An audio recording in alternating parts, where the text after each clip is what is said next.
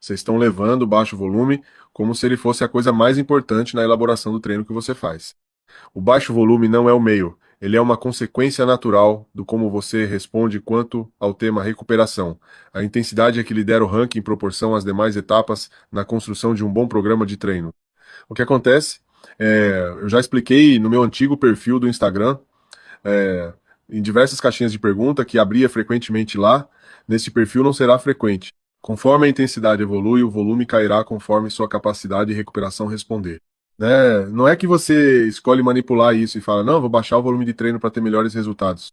Não é desta forma quando se faz algo inteligente e que realmente foi pensado na sua individualidade, nível e experiência. Quando você sobe a intensidade, o excesso de volume começa a ser prejudicado, chegará num ponto que você terá que equalizar isso a fim de poder recuperar bem para treinar novamente, ou seja, ele acaba sendo manipulável conforme a sua capacidade individual de recuperação e não ignorar isso e seguir como se isso fosse relevante.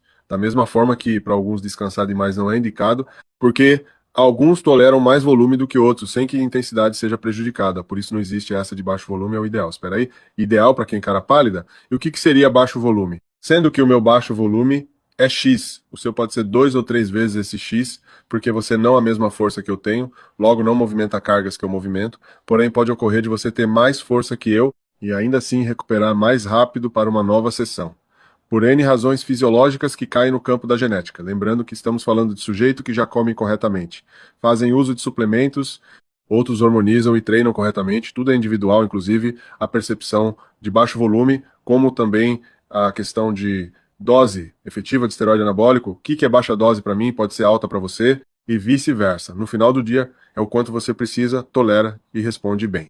Vejo com bons olhos algumas discussões, mas na moral, a maioria são totalmente idiota e sem necessidade. Sabemos que cada um é diferente, não tem como ficar defendendo muita coisa no fisiculturismo. O correto é ser receptivo ao que temos e entender as coisas como ferramentas, não como um clube de futebol, e ficar falando na rede como um militante de causas. A única causa que existe é buscar resultados sustentáveis com o mínimo de dano à saúde. O resto são caminhos que podem ser usados, ferramentas que podem ser inseridas em determinados pontos, contextos e momentos para maximizar seus hábitos e, com isso, promover melhores resultados dentro da porcaria da nossa genética mediana. Porque poucos são os que terão grandes resultados, os que têm, competem no Olímpia, o resto treina para ficar legal pelado e por uma sunga, caso curta uma praia. Acabou a discussão aqui. Não dá para ficar perdendo tempo nessa briga marqueteira, para ficar empurrando planilha pré-pronta, criando grupo de treino, para ficar colocando pessoas só para ter o sentimento de pertencer a algo e estar participando de algo. Isso é propaganda. E tem cara que paga para isso, sendo que nem precisaria se fosse minimamente razoável, entendendo que tudo precisa ser individual. Existem os guidelines, mas aquilo só serve para dar um norte. Se você deseja realmente ter resultados, precisa investir em algo feito para você, que atenda às suas demandas e limitações. Caso contrário, estará seguindo o mapa geral, que para alguns pode dar certo, para outros não.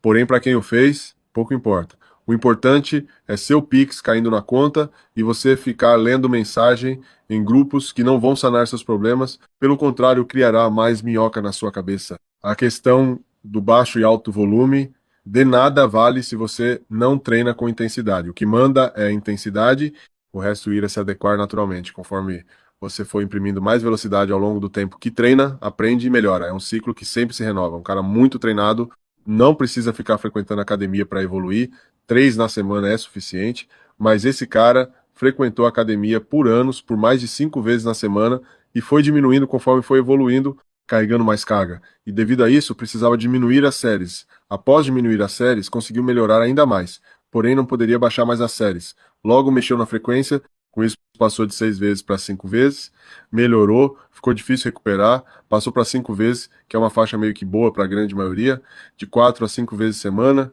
com um bom nível de intensidade, porque você cria espaço para descansar, e com isso renova o estoque para poder treinar de novo em bom nível. Só que isso é gradual, não é imposto. Você melhora logo, ajusta, é algo evolutivo, não impositivo. Se for por imposição, você cortará uma cacetada de etapas importantes que poderia melhorar sua capacidade de desenvolver melhor sua habilidade em executar os exercícios, aprendizagem motora, cognitiva e neural e etc. Alta intensidade é a partir de 80% do seu RM, 75% na literatura, mas a literatura, como a gente sabe, artigo científico uma porcaria e, em suma, não serve para nada. Beleza?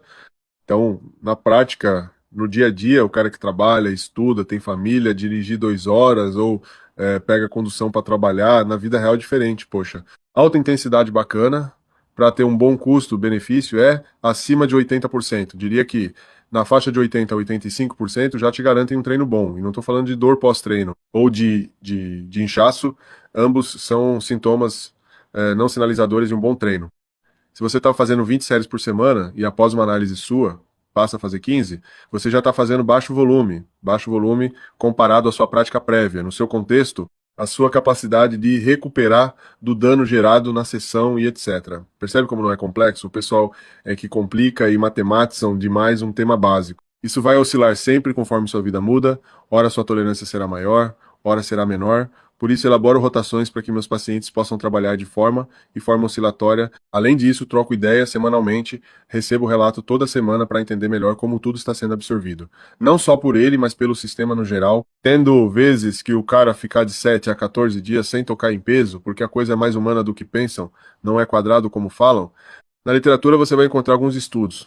Eu não sou fã de nortear meu trabalho por estudos, longe disso, sou da prática, leio sim, mas não me baseio.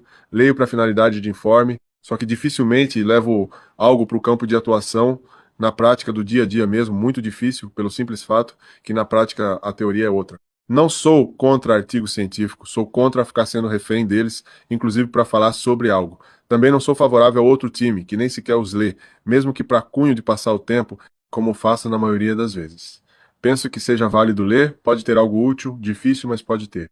50% dos meus pacientes são iniciantes legítimos, a outra metade já frequentava academia e me procurou por N razões, saúde, corrigir exames, emagrecer, ganhar massa magra, bem-estar, enfim, todos não sabiam treinar de forma decente até me procurar. Todos. Todos começam com um montante de séries mais elevado para alguma finalidade que eu percebi nas trocentas anamneses que faço. Conforme vão evoluindo, o montante de séries se ajusta para baixo, alguns caem pouco, outros muito, outros, por incrível que pareça, subo, e vou modulando isso.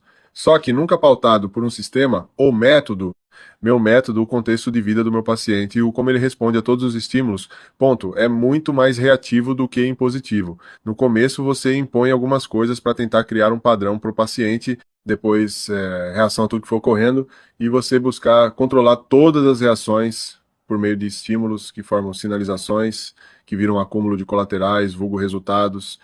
Rapaziada, isso não é ciência de lançar foguete, mas não é todo mundo que entende desta forma clara e simplificada a ponto de não ficar criando polêmica ou fã-clube.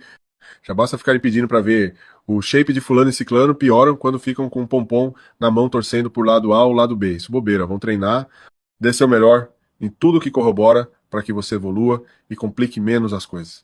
Abração e obrigado por ouvir. Deus abençoe sempre.